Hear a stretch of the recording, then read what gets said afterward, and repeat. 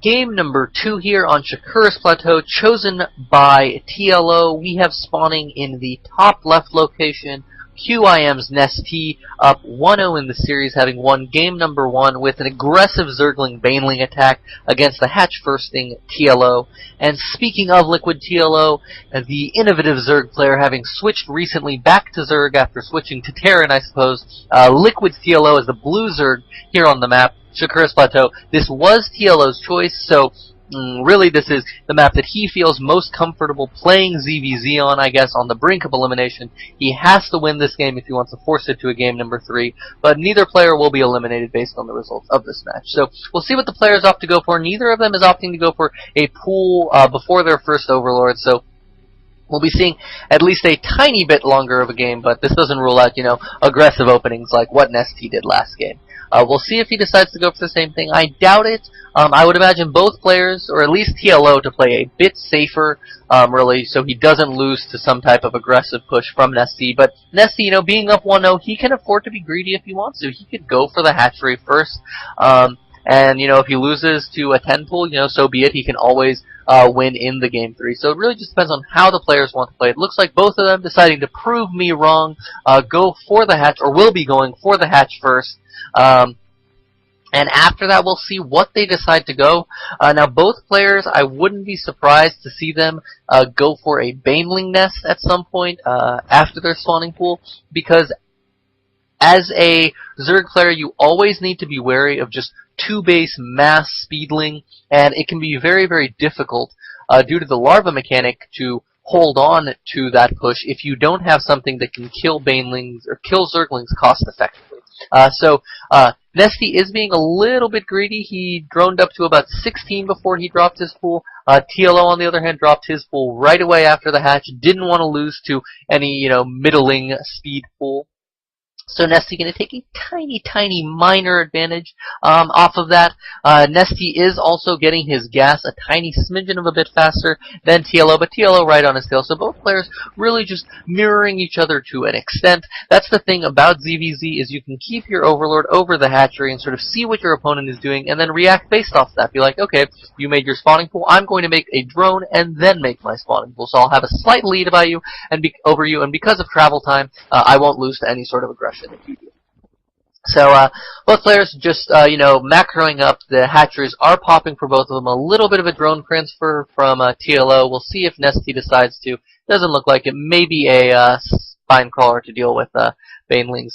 But both players really haven't decided to show what are what they want to open with. Now, Nestea is known for his ZvZ. His ZvZ has an amazing win rate. I think he had something like a 90% win rate, and has only really lost televised matches to Boong Boong in the Arena of Legends and Demaga in the World Championships.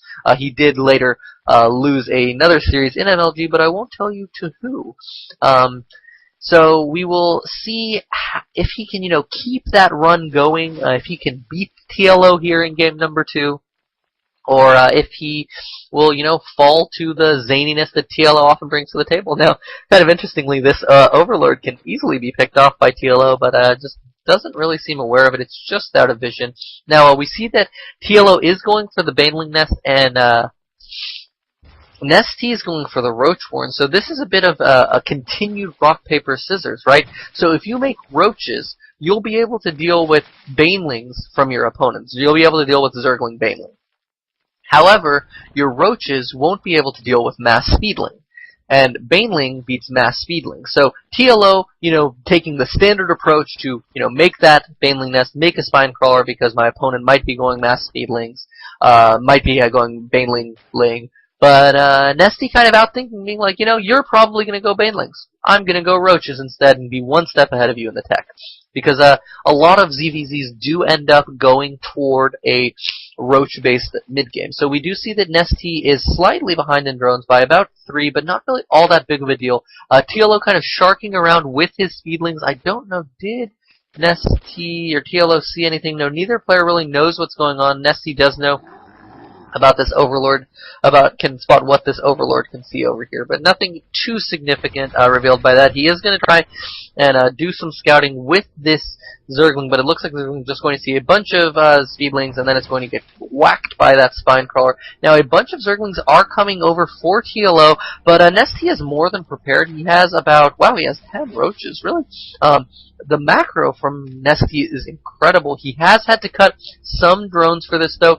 He is down about 5 drones right now, which is never the situation you want to be in.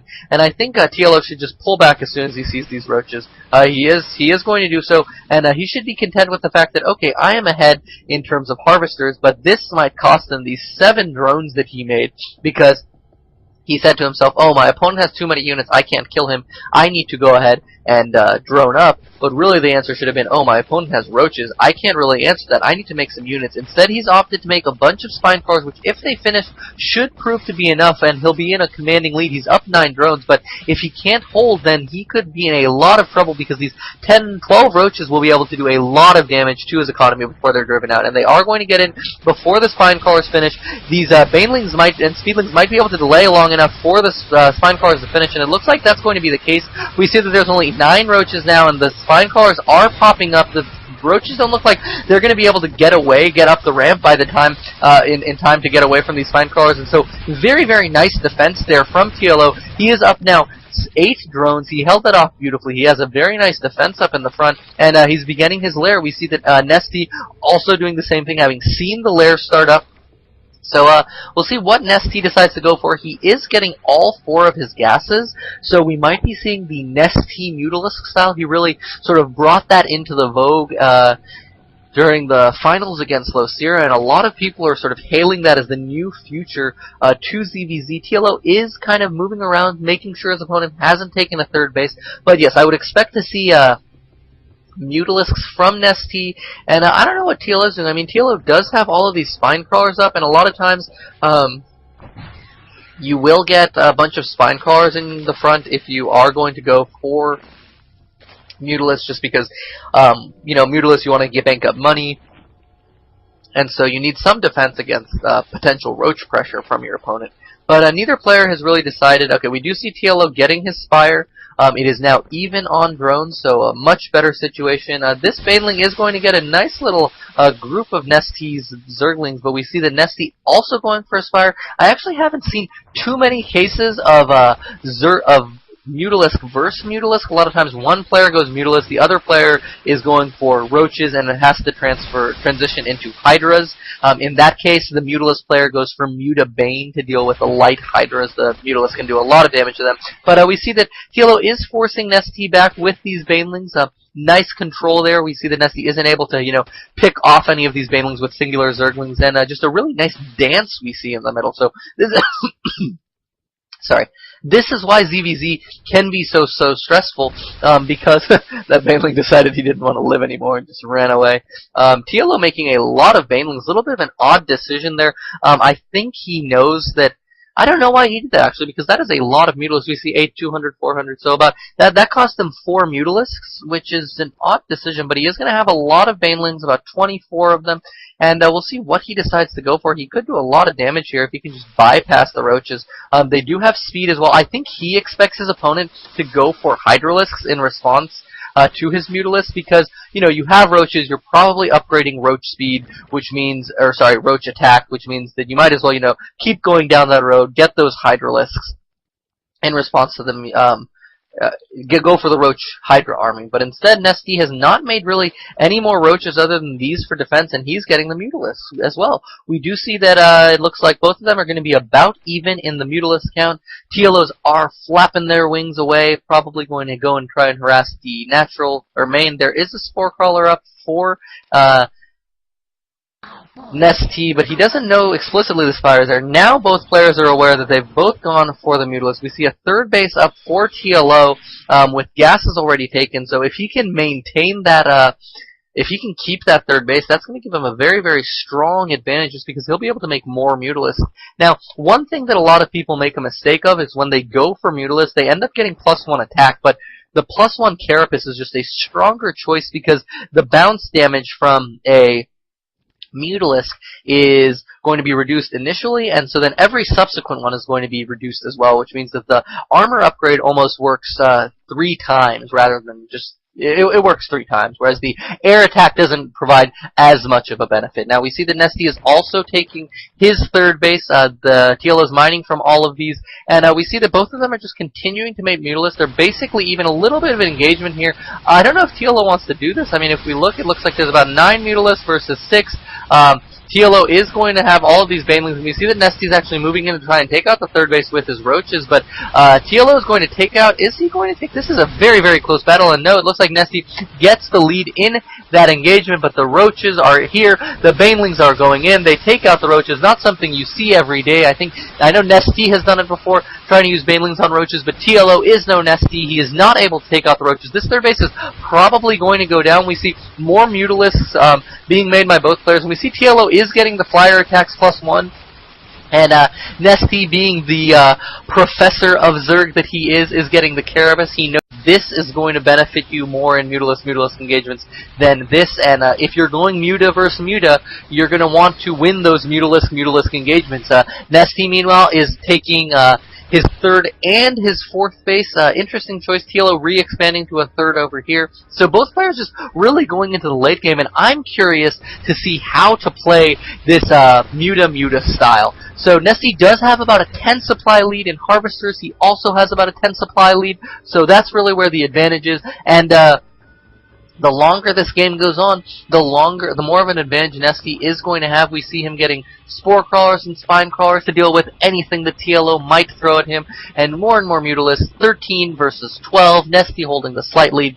+1 air attack is going to finish for TLO. Now, one thing that Mutalisks let you do is take out all of these Overlords, so you're not really going to have vision of anything past your side of the map, if just outside of your base. We see that neither player is really able to get Overlords on the opponent's side of the map, which is something you can do in a Roach Infestor based ZvZ, because, you know, there's not all that much that shoots up there without wasting energy. So the fourth base is going to finish for Nestea. TLO also taking this fourth base. Both players are forced to almost just macro up, because if they were to do an attack, they'd want to bring their Mutalisks, and if they bring their Mutalisks, then their opponent's Mutalisks can just go into their base and wreak havoc. So, +1 Carapace is going to finish fairly soon for TLO. We see more Mutalisks being made, 19 versus 14.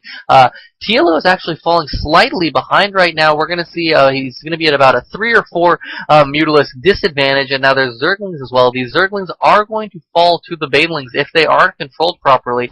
But, you know, Nestea is Nestea. He hopefully will. We do see that he's controlling. Oh, wow, beautiful control right there. He's microing those while he's microing the Banelings as well. He did lose. Did he lose? He lost some of his Zerglings, but there's enough to take out the rest of them. Now Nestea is going to win the Mutalisk battle. He's up 5 right now. +1 Carapace has finished. That means these Mutalisks are not going to be effective. And really the problem now is the fact that if he keeps doing what he's doing, if both players macro perfectly, TLO is going to stay behind in the Mutalisk battle. I mean, we see Nestea is able to make them 6 at a time because he's mining gas off of 6 gases already, with TLO only mining off of 5. He hasn't started mining from here yet, and pretty soon Nestea will be mining off of 7, 8 gases, with TLO trying to do the same. But the problem is if you're mining the same number of gases as your opponent, and your opponent starts out with more Mutalisks than you, then eventually you're going to be producing them at the same rate, and you just never will be able to take that advantage. Now Nestea is coming in. He's doing damage to the fourth base. He was able to stop mining there, which is exactly what he wants to do. He might even be able to take this out with nice micro, and I think TLO is a little bit scared to engage, which he should be. He did get off a nice blow right there, and we'll see who wins this battle. Let's look at the count. 22 versus 19. Who will win this battle? We do see +1 Carapace versus +1 attack, and it looks like Nestea is just going to take the advantage. He just has too many Mutalisks on top of having the better upgrade, and now Nestea is up 6, 8 Mutalisks, and he's continuing to make more Mutalisks, more Zerglings, and we'll see really what he decides to go with as the finishing blow. I think he can just starve his opponent out if he so desires, just because, you know, he's on 4 bases, his opponent is on 3, and that's a comfortable situation to be in as a Zerg player in a ZvZ. He's just picking off as many Overlords as he can. He's not supply blocking his opponent because you want to overmake Overlords when you're playing a ZvZ Muta v Muta, and we see that every time these Mutalisks try to engage, they just take so much damage because of the bounce attack, and we see 24 Mutalisks versus 5. TLO GG's out. Really interesting series there, but Nestea advances 2-0 and moves on into championship winners bracket.